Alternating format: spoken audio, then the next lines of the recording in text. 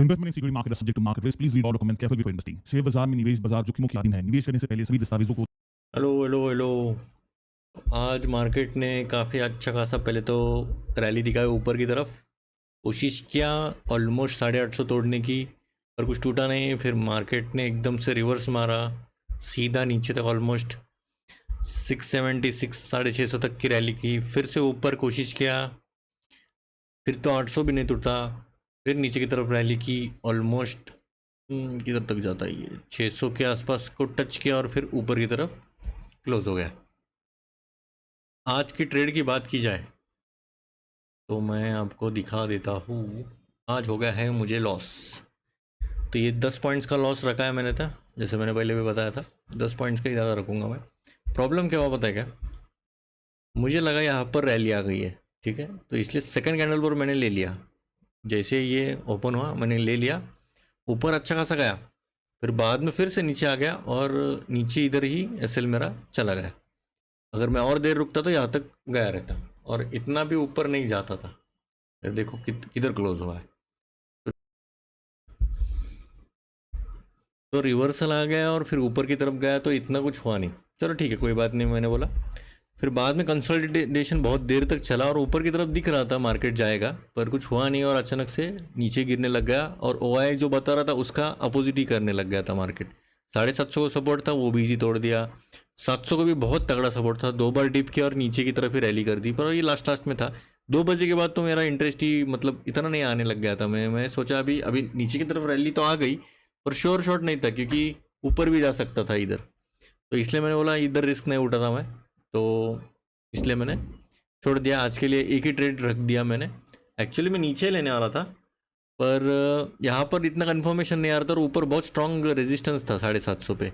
पर जैसे ये रैली दिखी मुझे लगा वॉल्यूम भी आ गया है और ये ब्रेकआउट भी दे दिया 750 को, शायद ऊपर की तरफ रैली करेगा और ये 800 तक जाएगा, पर ये नेक्स्ट टाइम होगा। पर ठीक है, कोई बात नहीं, एक ही ट्रेड किया, एक ही लॉस किया, नहीं तो आज 2 भी लॉस हो सकते थे। पर ठीक है, मैंने बोला ये हुआ मेरी बात। अभी हम आते हैं मंडे की बात को। मंडे में क्या होने वाला है, तो अभी फिलहाल मार्केट ने क्या किया है, जैसे मैंने बोला ये जो रैली थी, या फिर ये बोल सकते हैं ये रिवर्सल था, रिवर्सल ही बोल रहा अपना, ये पुल बैक था।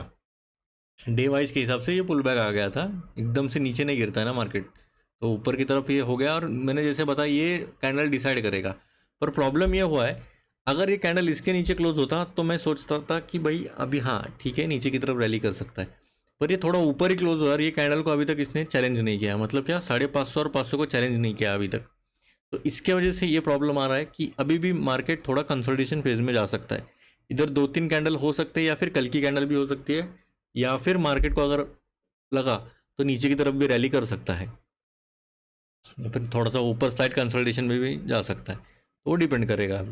अभी सपोर्ट की बात की जाए तो ये 100 का है, 100 थोड़ा नीचे गया मेरा, ये 100 है,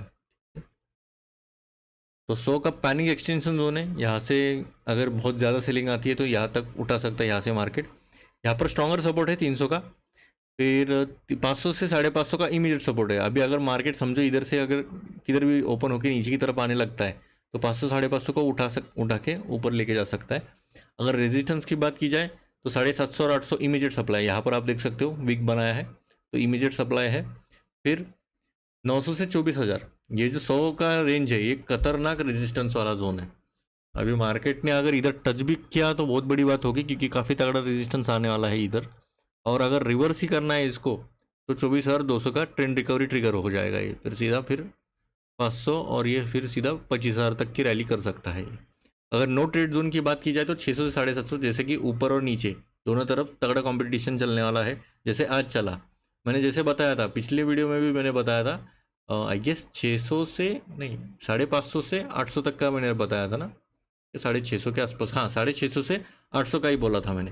तो इसमें बहुत देखो कंसोलिडेशन में ज़्यादा हो गया रहेगा, आपको बहुत फ्रस्ट्रेशन आया रहेगा। देखो यहाँ पर ट्रेड लेते वक्त अभी समझो किधर भी ले लिया रहेगा तो एसएल तो बहुत ज़्यादा गए रहेंगे अगर आपने एक से ज़्यादा ट्रेड किया रहेगा तो वही प्रॉब्लम आता है। इसलिए बेटर रहता है एक ट्रेड अगर ज़्यादा से ज़्यादा, एक लॉस हो गया मेजर, छोटा ही लॉस रखना है, बड़ा लॉस रखना ही नहीं है पहली बात। तो सबसे इंपॉर्टेंट लेसन यही है, देखो आप जब तक कट शॉर्ट नहीं करते आपके लॉसेस, तो आप गेम में रहोगे नहीं, आपके पास फंड ही नहीं बचेगा तो क्या किससे खेलोगे, है ना। तो मेन आपका पहला तो प्रोटेक्शन रहता है आपका कैपिटल का।